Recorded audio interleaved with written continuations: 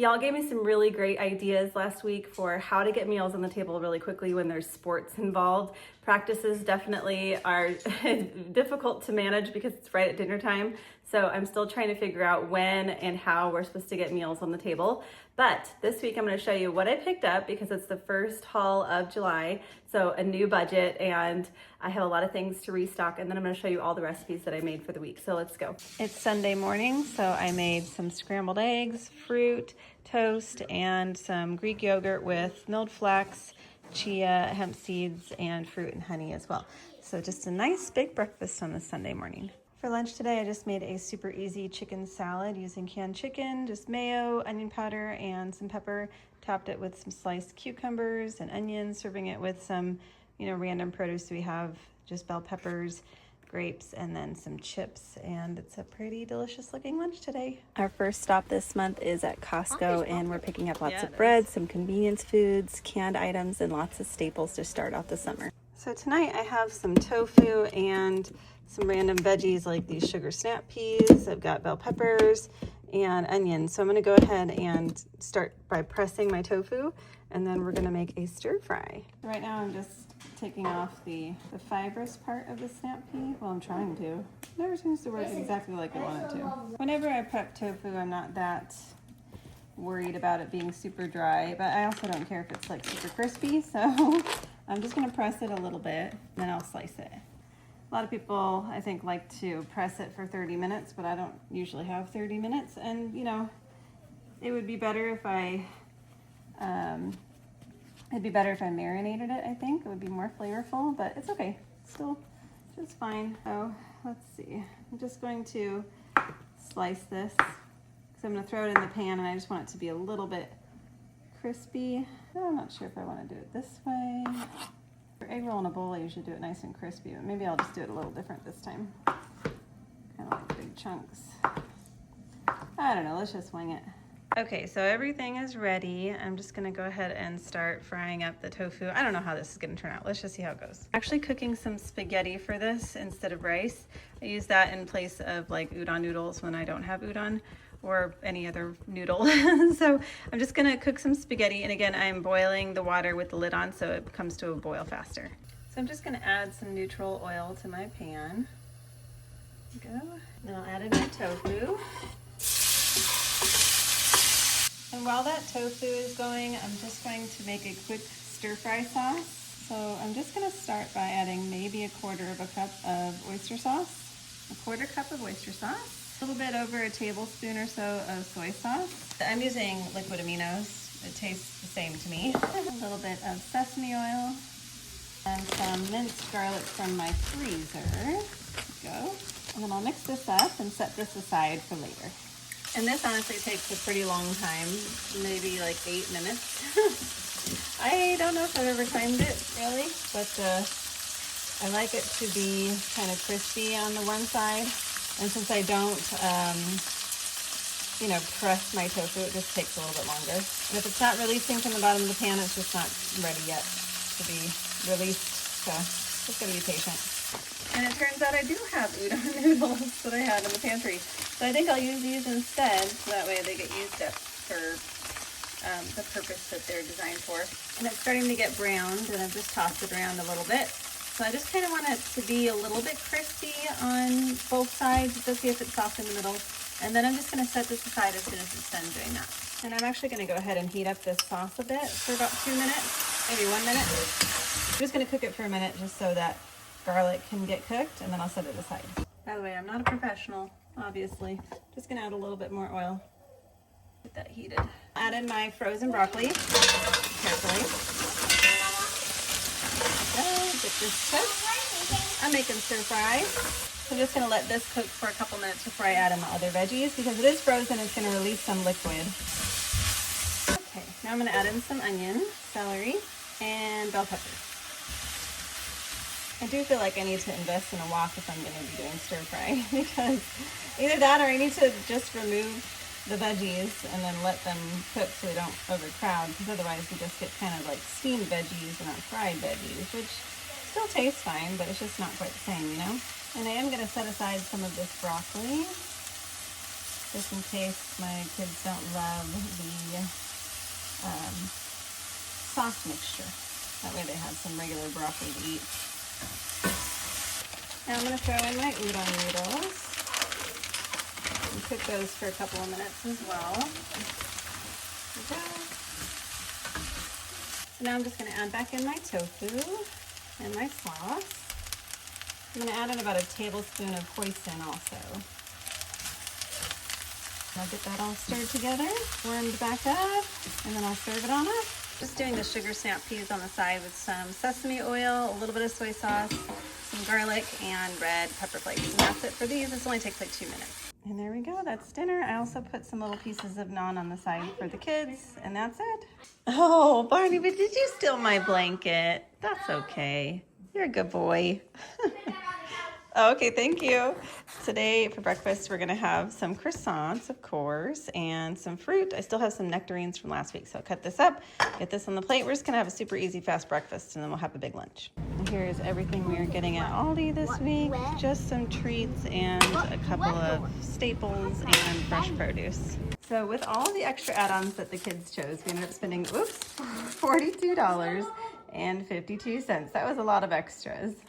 And my son is having a grilled cheese for lunch today. He already had some Nutella on bread as well.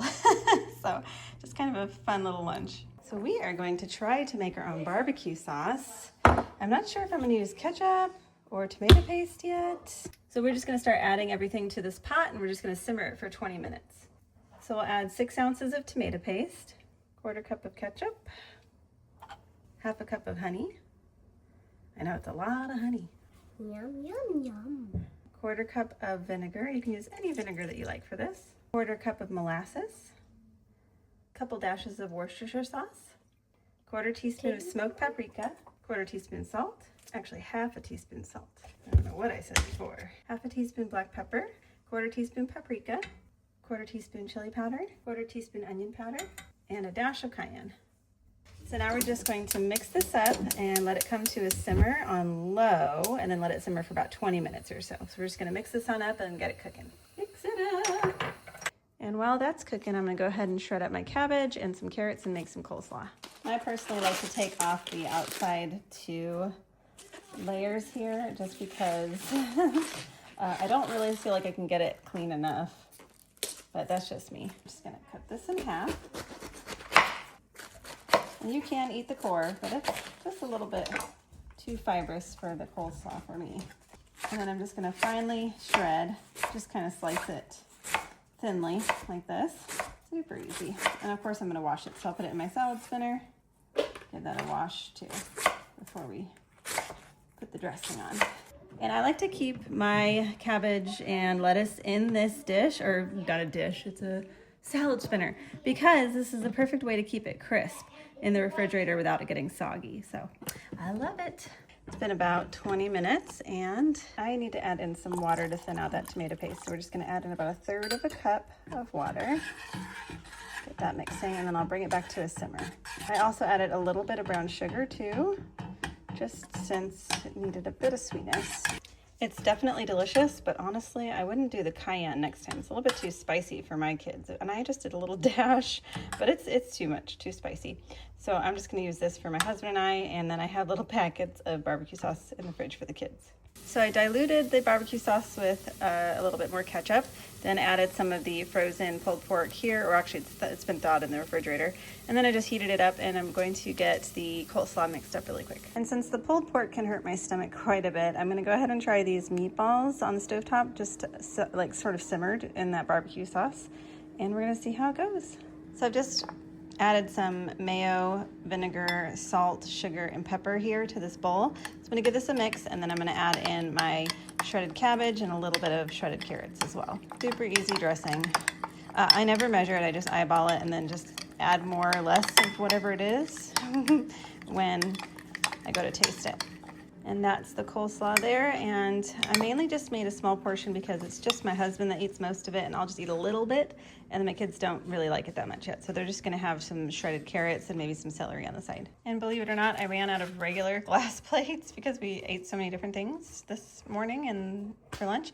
So we have paper plates, but this is the kids' plates here. This is my daughter's, and then my son's is deconstructed. Oh, and then there's my meatballs. And there's my meatballs. Look how beautiful they turned out. So I'm just gonna put these on a bun as well and have them kind of like a meatball sandwich. Wow, looks delicious. And there's my barbecue meatball sandwich with coleslaw and a little bit of carrots on the side, and I might have an avocado too. And that's it for dinner. This morning, my daughter and I had my usual yogurt with blueberry breakfast, but my daughter's gonna go ahead and have a donut, and I am going to have, oh, 2 donuts, okay, and I'm gonna have a cinnamon roll, because why not? So tonight, I'm gonna go ahead and cook up the chickens that I got. Now, I was planning on doing this in 2 days, but I realized I should probably cook the chicken sooner. And I'm hoping to be able to do 2 chickens in this slow cooker, but we're just gonna see, because they're kind of small. So hopefully we can do 2 at a time. So first I'm gonna add some carrots and onions to the bottom of the slow cooker. And this just creates a natural rack, so the chicken is not sitting directly on the bottom. There we go. You can use any color onion that you like. I've used red onions for this in the past, but I have lots of yellow onions, so I'm gonna do that this time as well. So onions, carrots, you could add any veggies that you like on the bottom there. Some potatoes, that would work good too. And then I'm gonna go pat dry my chickens and I'll add them on top. I think I should be able to fit 2 chickens. Let's see if I can fit both of these chickens in here. I've just patted them dry. See if I can squeeze them in. The crock pot might be too small for this. So I can only fit 1 chicken here, so I'm also going to slow cook the other one in my Instant Pot the same way. So on top of this chicken, I'm just gonna add half a stick of butter or so, give or take, that I've melted. You could just use a couple tablespoons if you like. And then I'm just gonna season this to taste. You can use any seasonings you like. I'll use salt, pepper, garlic powder, paprika, and a squeeze of lemon juice. And I'm gonna go ahead and place this empty lemon into the cavity as well for aromatics. And now I'm just gonna cook this on high for maybe about an hour, and then I'll put it on low for about 3 hours. We're just gonna make sure we keep an eye on it and continue cooking until it's 165 degrees Fahrenheit internally. So I've got the Instant Pot on slow cook mode here, and I have this little lid that I bought from Amazon for slow cooking, so that way I don't have to use the lid it came with and I can see what's going on in there. So I went ahead and just put it on high for the slow cooker over here, and then I put this one on low for now. I'm gonna just see what the difference is in temperature between the two, and then decide if I need to put this one on high or just continue on low, because last time I used that one and I did low for 4 hours and it was just fine because the chicken was kind of small. So we're just gonna see how it goes. So after a couple of hours, I turned them both to low. Well, actually I left the Instant Pot on medium, and it's been, let's see, 3 hours since I started this one, and I had it on high for about an hour and then turned it to low. Or maybe it was longer than that, 2 hours? Anyway, it's already at 155. And it's been 3 hours total. So I would say maybe an hour and a half on high and then an hour and a half on low. So it really cooks a lot faster than they, say online, if you ever are interested. I have cooked one in 4 hours on low before. So this one's been on normal and for almost the whole time. And it's at 130. So yeah, it's gonna be a lot faster than you think with whole chickens, just so you're aware. Oh boy, they heard that I might be starting to shred the chicken and they came running. I know what you're here for. Okay, I need to make salad dressing for the salad. It only takes a minute or so.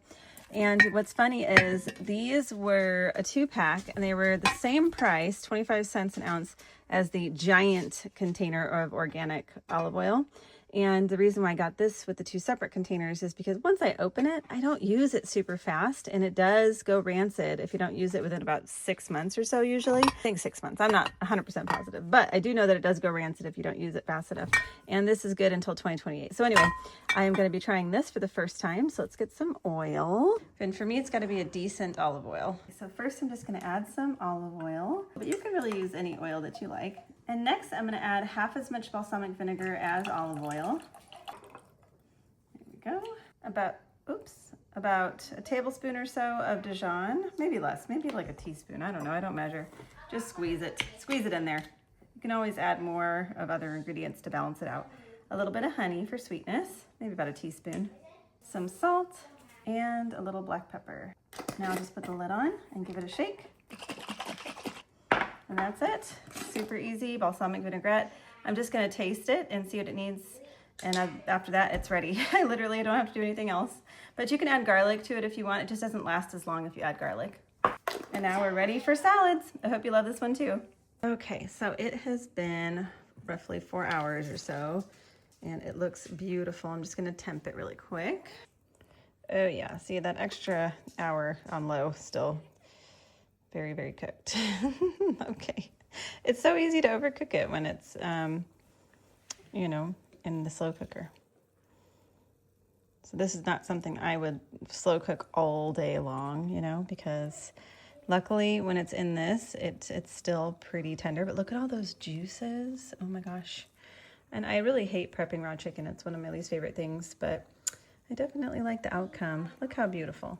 So I'm just gonna go ahead and shred this now. Well, I'll let it rest for about 10 minutes and I'll shred it. And then of course I'm gonna save all of the drippings as well, so I can use that for something else. If I can't use it this week, I'll just go ahead and freeze it. And then I'm just gonna serve up the dinner with the salad and some bread, and that'll be it. So here is all the chicken, plus the kids are having the chicken legs for themselves. And I'm going to strain out all the liquid and make a quick little gravy with some of it, and then I'll save the rest. And then of course I'll serve the veggies on the side. And of course I do have the bones for later. I'm just gonna throw these in the freezer. These are what I can use to make a chicken broth, and I think this homemade chicken is so good. So I think this will make some fantastic broth later on. So I'm just gonna throw this in the freezer. And there's my son's plate, my daughter's plate with her salad on the side. There's my salad, and I'll just fix up some avocado and cucumber and the homemade dressing, and then we'll be all set, and that's dinner. And there's my gorgeous salad, look at that. And then there's my chicken, a little bit of sourdough toast with some butter, and those veggies. Oh my goodness, look how beautiful. So I'm gonna be doing something different today. Instead of chickpea chicken salad, I'm gonna try my hand at making chickpea tuna salad. So let's see how this goes. First, I'll drain and rinse my can of chickpeas. And you can save the water from the chickpeas. It's called aquafaba. And you can use this as a replacement for eggs and baking, or you can make vegan mayo, all kinds of things for this. I'm just going to rinse this and I'll bring it back to another bowl. Now put your aquafaba in the fridge. Add the drained and rinsed chickpeas to a bowl. And you can remove the skins if you don't like them, but I don't mind them at all. Now we're just gonna mash up the chickpeas. And somebody told me, why don't you use a potato masher instead of a fork? So this time, that's what I'm doing. And I've tried it before with this, and it actually worked a lot better. So definitely use a potato masher, or you can use a food processor even if you want to get it even more smooth. My stomach is growling. It's excited, I think, for chickpea salad. And I like mine to have a little bit of chunks left, but you can mash it as much as you want. Next, I'll add in some Kewpie mayo, a little squeeze of lemon juice, some garlic powder, black pepper, salt, and furikake. And now I'll give this a mix. Okay, now that that's all mixed up, I'll add in 1 stick of celery, some finely diced red onion. Oops, come on, red onion, get in there. A little bit more, maybe a little bit more. All right, let's give this a mix. Oh my gosh, that's ridiculous. It tastes just like tuna salad. So I'm just gonna serve this with some little seaweed snacks on the side to wrap with. And if I wanted to get the omega-3s and 6s, I could add hemp hearts or chia seeds to this too.